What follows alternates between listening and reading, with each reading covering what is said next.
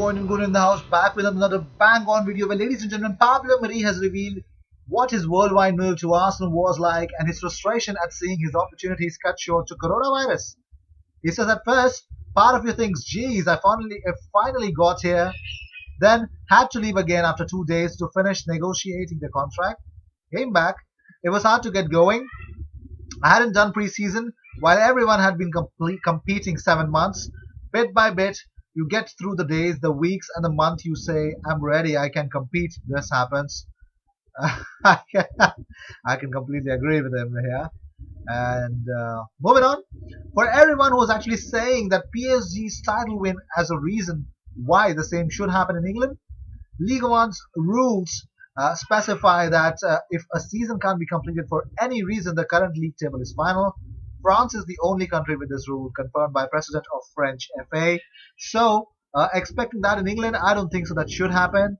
But moving on, the League Cup could be asked to make way for a bumper 44-game Premier League season starting next season itself.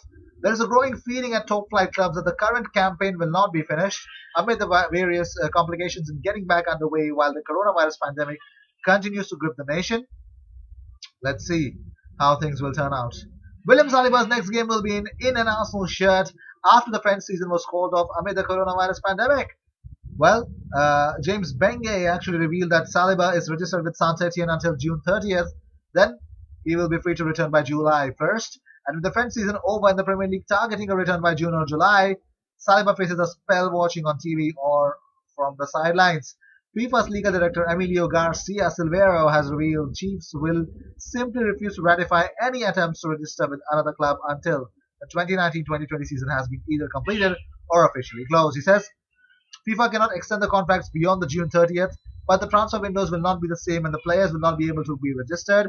It means the market will not open on July 1st, and if a loan ends on June 30th, the player should return to his club, but the window would not be open and the return transfer would not be processed. Wow, they're actually talking uh, as if I'm in a bank and they're actually telling me a rule. But moving on, Thierry Henry has opened up about his Golden Boot rivalry with Ruud van Nistelrooy. He says, it became a story between me and him because it was always him or me to win the Golden Boot. But I don't know if you remember, I used to give penalties away. Why, when Edu played his last game for Arsenal, I was battling with Ruud van Nistelrooy for the Golden Boot. I gave him the penalty. It's because you asked me the question. You don't get me wrong, but if you look at the number of my assists I gave in the game, and sometimes I was in the front of the goal and I squared it, that would answer that question whether he was as obsessed. I would not have all those assists if I was just thinking about the Golden Boot, and I completely agree with the king. Why not? It's simple. But let's talk about how things will turn out to be. According to reports coming out from Italy, AC Milan are ready to offer a central midfielder Franck Kessie to Arsenal in exchange for Lucas Torreira, and I really don't think so. That is a very good offer. That's a very bad offer. Moving on, Memphis Depay, who only has a year left on his deal, Lyon could sell him at around £30 million. He wanted to move last summer, but big clubs didn't come for him. United have a buyback clause, but haven't showed any interest.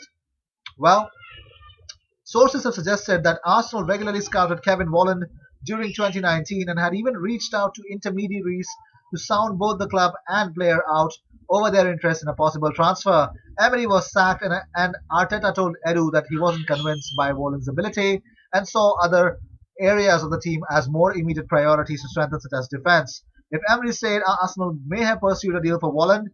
It remains to be seen whether Arsenal revive their interest in Volland, especially if Aubameyang leaves. I really don't think so that would happen. But moving on, the new threat to Premier League's June 8th restart plan as players and club officials push back. Players are worried about the risk to their health when they are told to go back, and CEOs oppose drive to use neutral venues. Arsenal suffered the transfer U-turn as Ryan Fraser tells pals that he wants Tottenham move. He's set to snub a move to the Arsenal in favour of joining the North London rivals, and I believe this is false. But moving on, this represents a significant blow to Arsenal, who are set to miss out on the winger who scored one goal this campaign. A source with knowledge of Fraser's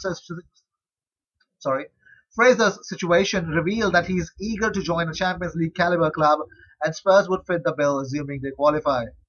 Roma boss Paulo Fonseca wants Mkhitaryan to stay at Roma. He says, I want him to stay, and he also wants to stay.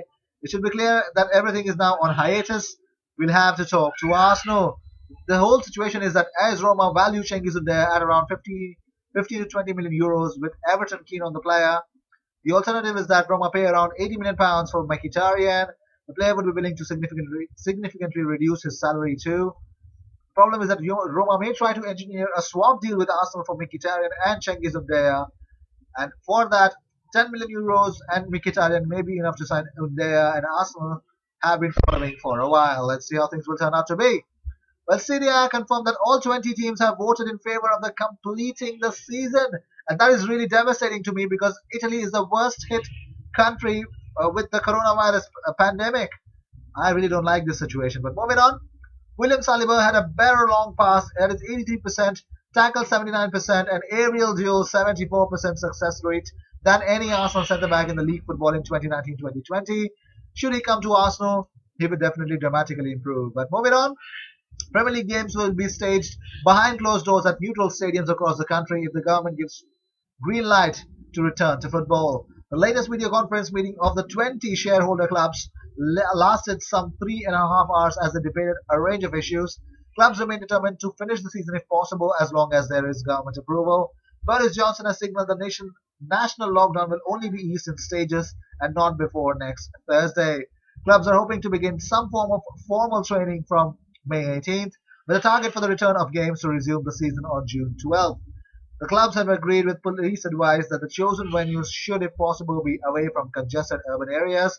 West Ham's London Stadium, Arsenal's Emirates, and Etihad home of Manchester City look certain to be among the final venues chosen, but no club will be allowed to play in their own home ground in a bid to equalize the unprecedented scenario. This is unbelievable. Well, these were the views of the day. I hope you enjoyed whatever came your way. All the views and news and everything about Arsenal comes on this platform every single day, twice. So sit back, relax, and enjoy all the news that comes to you. Subscribe and hit that bell icon because when you do that, you get 2 videos about Arsenal every single day. I will see you in my next video. Until then, cheers.